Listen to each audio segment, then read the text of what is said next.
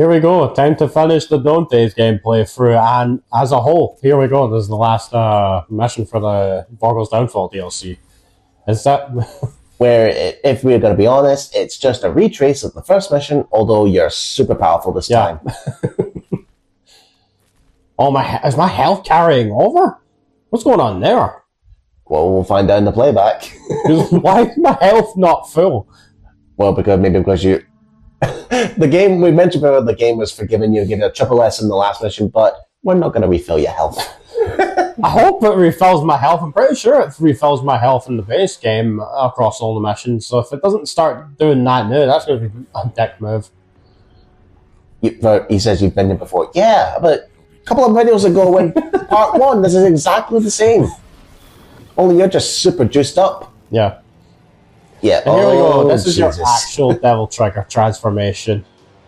Like, I think it could have been better, but it just looks like Super Doku. Yeah. Okay, your health is refilled. Okay. Actually, you said you said Doku. And you say that is the name of a boss in Ninja Gaiden. So. Oh. Well, right. You are completely wrong about. Okay then. But now you have the power of the amulet, and now you've got now you can use Doppelganger. Yeah. Yeah, this is your like true Devil Trigger ability that you can use. This eats away at your meter quite a bit though, so you need to be very careful about managing this. The Doppelganger will do the same attacks that you do, so you're effectively doubling your damage output against enemies. And it does the same. I think it does. I don't remember if it does like the opposite of the angel skill or demon skill that you do, but it does. Yeah, it's doing it in conjunction with me actually. So I believe, I'm not sure if you'll be able to show it off, but I think this is after you beat the game. You get this mode where you can choose on the D-pad to choose what type of Devil Trigger you want. Like, you don't need to use the Doppelganger. You got 3 other options. The summon swords, yeah. Yeah, but also like there's I'm not sure. I don't remember much, but there was one where it was like wings and something like that. I think there was. Yeah, I need to go back and check, but as you saw just there, you can, if you like slash at an enemy at the right moment, you can get a really cool parry off. Like, I love getting that off. It's such a cool little thing to do. But yeah, now that we're actually powerful, we can completely fuck up. I don't know where those 2 hits came from out of fucking nowhere. Despite you being so powerful, we will still kick you like a bitch. Let me fire off a Kamehameha. That'll take care of it. Where's Troll Shinnok while we're in hell? Oh, Vergil. Is that how you impress the wife in bed? The one I murdered? But yeah, nothing to it. We're just doing the first mission again. Like, what is it, backwards? No, it's exactly the same. It's the exact same mission? Wow. It's like they repeated the same mission twice here. Fuck's sake. Because their main goal was to go back to that blue gate anyway, so you're going back to that blue gate anyway. Yeah. To the gate of paradise. But yeah, you're just heading back. Yeah, I've had enough of this place. Me too.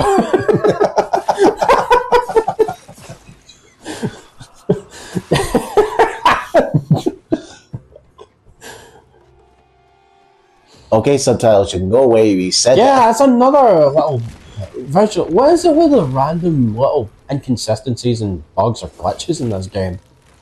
Well, to be fair, I've only had it crash on me once. Just once.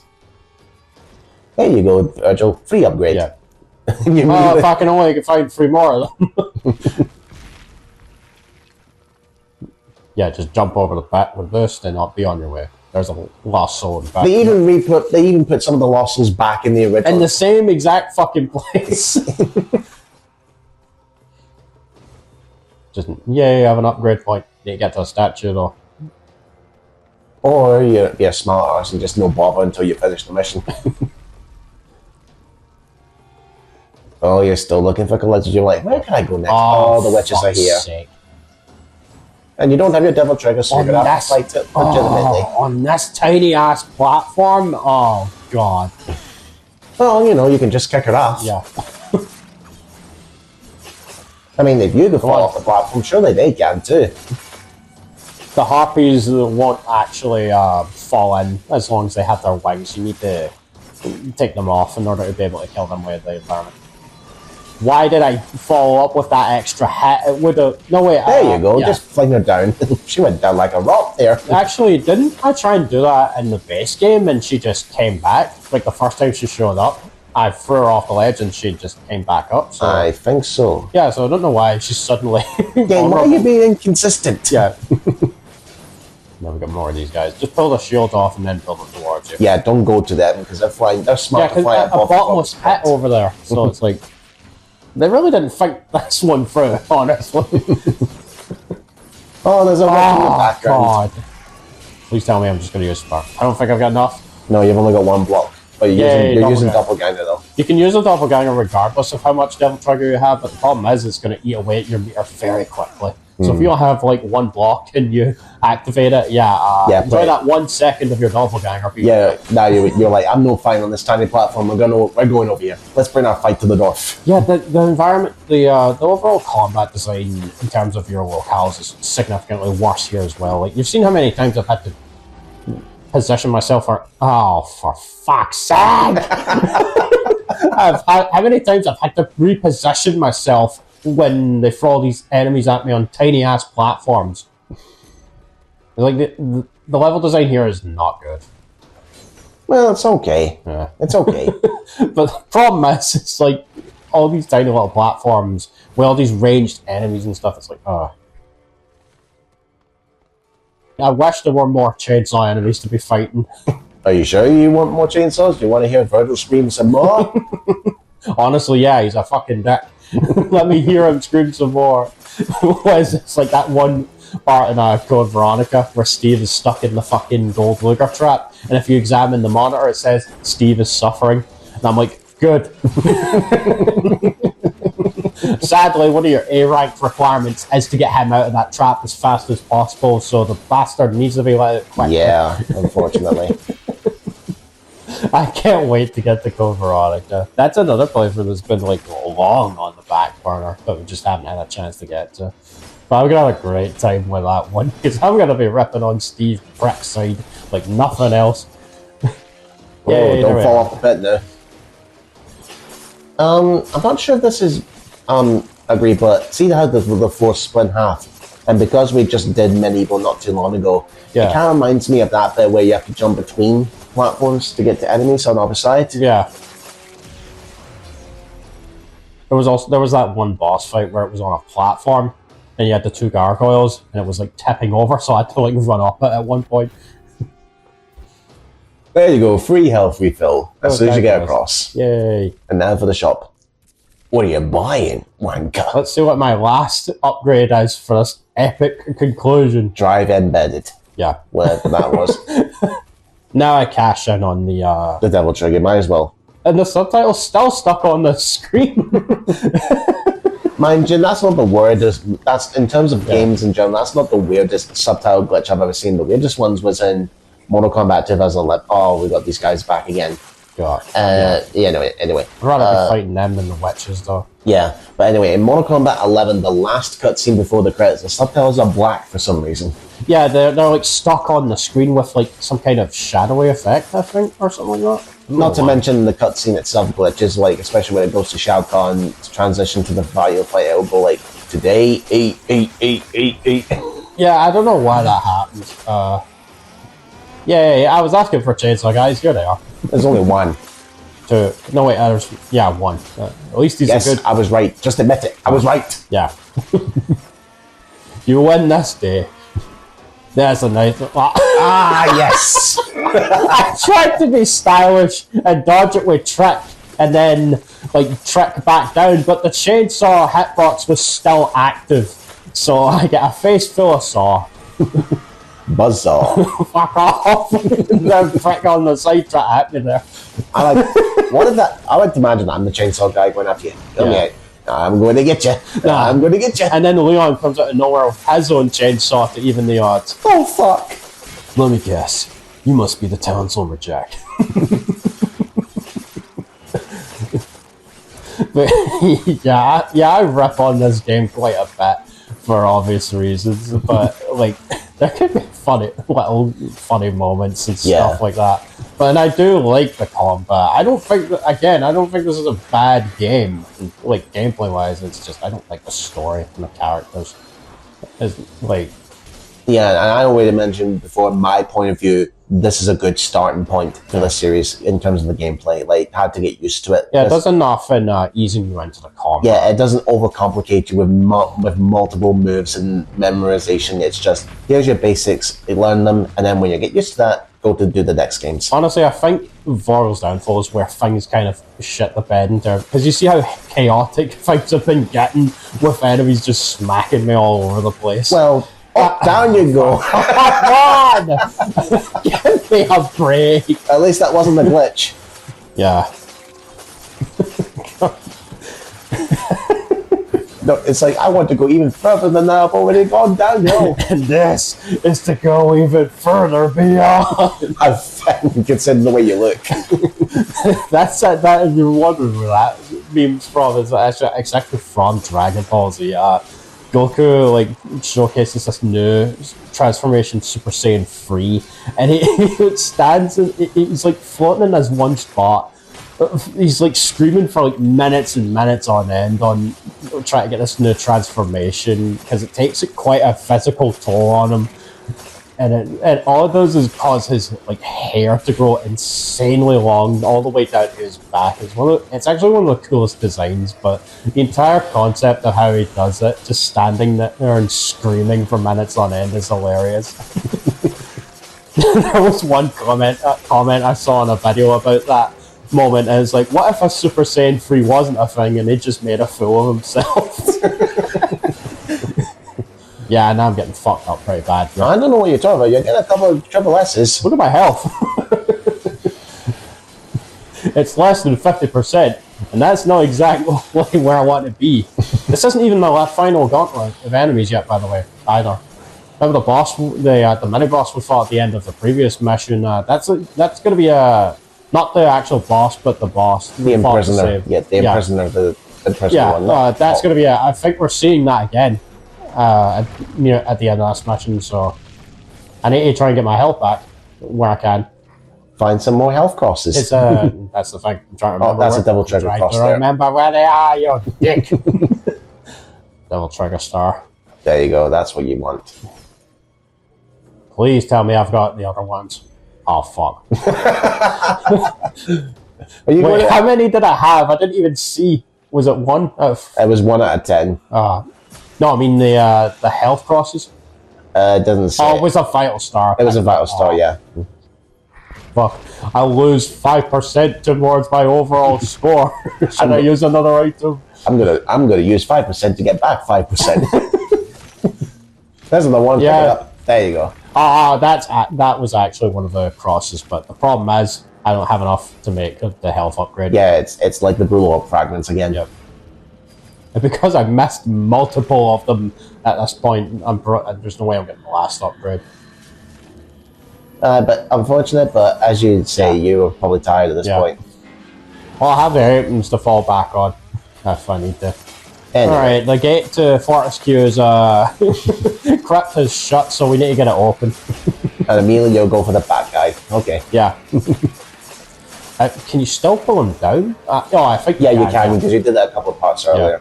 Yeah, you just don't have the chains. It's the summon sword to pull him down. That's also another thing. You could pull him down from range with Vergil compared to Dante. Yeah. Well, you could do that with Dante as well, but he has a bit of start up to the chain. Oh, fuck.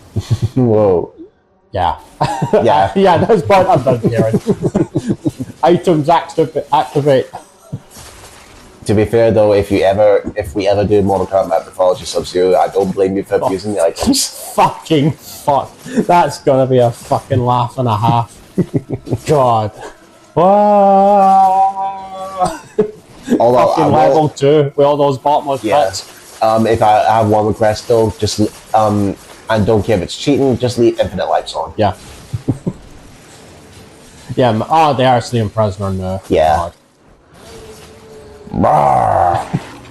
I love the ending for Mythology Sub-Zero. It's like, that's it? Not even a thank you when he gets the amulet back. That was the cutscene that was playing while my platinum trophy popped for the Legacy, the Mortal Kombat collection. So it was really funny. So Sub-Zero's like, "That's it, not even a thank you." Sorry, but it looks like the prisoner's stuck. Yeah, I don't know that might be another bug. Yeah, I don't know what's going on. Oh, now he's free. Yeah, what is going on? It looks just like it was stuck in place. Like It was. I can't move. Here's a free hit. What's happening? I had a bug like that happen in RE9 with like the girl, you know, in the what is it, this Grace's second big area, that one room in the middle where you have the giant light area you turn on with two of the plugs. She glitched out when the lights came on. She just stood there, frozen in place. Don't know what happened. So yeah, that's it. This is our last cutscene. So all this was inside his head all along, because that's what he collapsed in the beginning, but he's now got the power. Yeah, we've got the power, but he's just still deciding to be an asshole. I don't understand why they keep hiding Sparta's face. Yeah, they kept it. I think they did that for a long time in the canon games as well, until Devil May Cry 5. We finally saw his face in the portrait in the mansion for the first time, I believe. Mm-hmm. Oh, hello, my master. Now the demons are actually submitting to Vergil. Yeah. Because he's so powerful. No. Oh, fuck. Okay, we'll just surrender. All right, fine. You're not the boss. Yeah. Fuck Mundus. It's kind of like how Aizen was able to form all the Espada and Bleach because of how ridiculously powerful he was. He was able to like bring them all into his own army. Aye. And this is where it ends. Yeah. I'm sorry, if it's that shade in there, it made Vergil look like he had an eye patch. Yeah, that's actually where the DLC ends, on a cliffhanger that will very likely never be completed. Although I will say the credits scene behind the scenes, it looks cool. And I'll give credits. The developers are trying to have fun and they're, you know, making what they want. So there's the fedora. Yeah, it's in the cutscenes there. So they were using the cutscene from like the original vanilla version. So, and there will be, you'll see a cutscene probably of Dante wielding a spear. We don't get to, that was from like one of the original builds of the game. You don't get to use that weapon in the game. But yeah, here we are at the end of all things. The Devil May Cry reboot. Final thoughts. Well, you go ahead, Alex, since it's your playthrough. I want to make it clear again where I stand on this. I don't think this is a bad game. I think the combat is perfectly fine and perfectly fun at times, especially once you get all the abilities. The problem is the story and characters. It's trying to be a reboot of a series that quite frankly did not need to be rebooted. I do not understand why Capcom decided to try and take things in a more Western direction with this franchise when it worked perfectly fine before with Devil May Cry 4 and the previous games. Again, Devil May Cry 4 was our best-selling game for the longest time. So, yeah, unfortunately, like, this game caused a lot of controversy back in the day because of the fact that we were very starved for a new Devil May Cry game at the time. And another thing as well, Hideaki Itsuno almost left Capcom, very likely because of this game. 7 years ago, in an interview, Ruben Langdon talked about Hideaki Itsuno was not happy with Capcom around the time of this game coming out, because like even though Itsuno was a supervisor on this game, apparently, he wasn't happy with the way Capcom were handling things at the time with this franchise. So he even had his resignation prepared and everything, I believe. So his condition when Capcom realized, oh shit, we're about to lose the head honcho of the last two Devil May Cry games that have been really good. What do we need to do to make you stay? And Itsuno's condition for staying on was to do the next Devil May Cry the way he wanted with the budget he needed. So in a way, we kind of have this game to thank for the fact that we even got Devil May Cry 5, but in a really kind of scary way, it nearly killed the future of the franchise. because of Capcom going in a direction that honestly they didn't really need to go, and with one of their best-selling franchises. Yeah, I can agree with most of that. As a newbie to the series, as I mentioned before, I think the game itself is fun, and as I mentioned, this is a good stepping stone to getting into the series. I really enjoy my time with the combat. Once I get used to it, again, I just didn't care about the story and the characters because I just don't vibe with the whole Western, emo type. There are a few moments in the game which I did enjoy. By the way, Ninja Babies. Yeah. But I did enjoy like Bob Arbus's character because it's clearly a parody of Fox News propaganda and Bill O'Reilly. I did enjoy that. I mentioned before I did like the brotherly friendship between Dante and Vergil compared to as they're not just straight up at each other's throats at the beginning. I enjoyed that. Mundus, it's just bland. Kat, I did enjoy her because I think she did a lot better than Trish at adding into the story and for both Dante and Vergil. But the last 10 minutes, while a cool boss fight, it was really rushed. It felt rushed for a sequel bait. In fact, there is apparently the narrative after Vergil's downfall, because obviously after this, Capcom decided to go back to the classic series for a good reason. Yeah. But the narrative designer for Vergil's downfall did join our subreddit Discord server and gave some ideas for what a sequel would have gone if it got greenlit. Apparently, Vergil would have returned with his demon army and attacked Dante and Kat, savagely beating them and kidnapping Kat. Yeah. Dante only survives because an angelic uncle saves him and brings him to the angel world where Dante would have to face opposing from angels due to his Nephilim background. Yeah. So there would have been more, but unfortunately, because of the backlash and stuff, it never ended up happening. And we just saw there in the credits, it said supervising director Hideaki Itsuno, so he did help work on this game to some degree. But he wasn't actively developing the game because Ninja Fury were the ones making this. Well, isn't that what a supervisor does? Just sits there and just fuck off. Yeah. No, it's more like they're helping them understand what made the other games, why people really enjoyed the other games and stuff, making sure that they're not going too far in a direction that people didn't like. But yeah, overall, I moved on from, I poke fun at this game and stuff, but I moved on from, the whole drama about this game years and years ago. After when Devil May Cry 5 was announced, it's everyone was really happy and stuff. It's this game is still there for those who enjoy it, and more power to you if you enjoy this game. But this game just wasn't what people wanted at the time. And this game came out during a very dark time for Capcom in general. Yeah, and with a lot of people not knowing where the franchise would go at this point, but I like to think that with Devil May Cry 5, we're in a safe spot in terms of the series. But it's been a while since Devil May Cry 5, so who knows what they'll do next. Yeah, 7 years. And now that Hideaki Itsuno has left Capcom, he left back in August 2024, I have no idea where they're going to go from here. How do you talk Devil May Cry 5 the best game in the series? I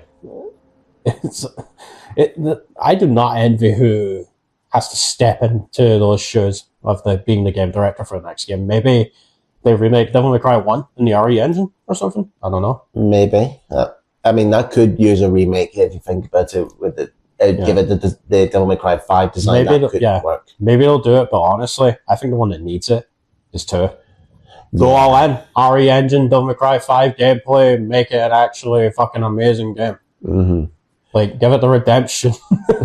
Because now that we've done the reboot, that is the last game in the series we've still yet to do. And I think you're at this point, you're just going to go, I'm going to try and find every excuse imaginable to no touch that. I'm going to do it. I'm going to do it. Hey, I did the reboot. I'm man my word, I'm doing the entire series, regardless of how I feel about how bad DmC 2 is. And believe me, folks, Devil May Cry 2 is fucking bad. Oof. This game is a masterpiece compared to Devil May Cry 2, frankly. There you go, listeners. He is given a compliment. Yeah. Yeah, again, I don't think this is a bad action game. I just don't like the story, the characters. It's like Devil May Cry didn't need a reboot. Yeah, I think what they could have done is, keep the gameplay as it is, but keep it in the original continuity somehow. Yeah. And tell a retell. I don't know, maybe another prequel story or another in between story. But I guess that was Capcom at the time. And you're like, we need to be drastic. We need to go to the Western market. What did Western audiences love? Let's try and cater to that. But here's the thing, though. I like to characterize this as Resident Evil 6, where that goes down to the argument: if you try to please everyone, you end up pleasing no one. That was actually one of the things that Ninja Gaiden 3, Vanilla Ninja Gaiden 3, the reason why that game face planted so fucking hard is because they tried to focus on a more story heavy experience, because they were trying to effectively they were trying to cater to the Western audiences. The problem with this is that they compromised everything about the Ninja Gaiden experience overall, and that game also needed to release a We're Sorry edition, like months later. Ninja Gaiden 3 Razor's Edge it fixes a lot of the combat issues, it removes a lot of the annoying forced slow walking, but it doesn't fix the story, because the story in Ninja Gaiden 3 is fucking terrible. Yeah. Like, it's a disaster. Like, they try and shoehorn in this whole thing about, Ryu Hayabusa's a murderer. It's like, and then they just they drop it at the end of the game. It's like, oh, great, wonderful. It sure was nice of you to shoehorn this theme throughout the entire game and then just drop it at the end. Why even bother? It was even worse in the vanilla version, because there's this long forced walking scene you have to do at one point, and the most infamous scene in the original version, vanilla Ninja Gaiden 3, where Ryu kills this unarmed man in cold. Like, you're fighting a bunch of these terrorists at the beginning of the game, right? And one of the soldiers drops his weapon, surrenders. Ryu cuts him down anyway. It just makes him look like a fucking villain. That cutscene was understandably removed from Ninja Gaiden 3 Razor's Edge for obvious reasons. Yeah. Because nobody fucking liked it. Well, I will say another thing I did like about the game was that, okay, now we get your results for the final mission. Yeah, the weapon switching with the angel and demon weapons is a really nice touch as well. They're much like the canon games. There's a lot of combo variety that you can do, mix things up, and you got the Bloody Palace modes to play with, which was added as DLC, if I recall. Yeah. Overall, if you're looking for a good action game, this is a good starting point, but you don't have to care so much about the story and the characters. But that's up to interpretation. If you like it, if you like the story and the characters, more power to you. Yeah. But you can't please everybody. Yeah. Yeah. I'm glad we are past the dark days of Capcom. They've been thriving as of late. I agree. I mean, there was that whole controversy with not just this game, but Resident Evil 6, the on-disc DLC, and Street Fighter Cross Tekken. But Capcom now has learned their lesson, and they're much better for it. And that is a redemption arc. Yeah, so far this year we've had Resident Evil 9, and they just released Pragmata, which is apparently incredible, which I just bought the other day, and I plan on playing through that. Not for the channel, but just in my own time. I'm really looking forward to experiencing that. And we also have a new Onimusha game coming later this year, Onimusha Way of the Sword.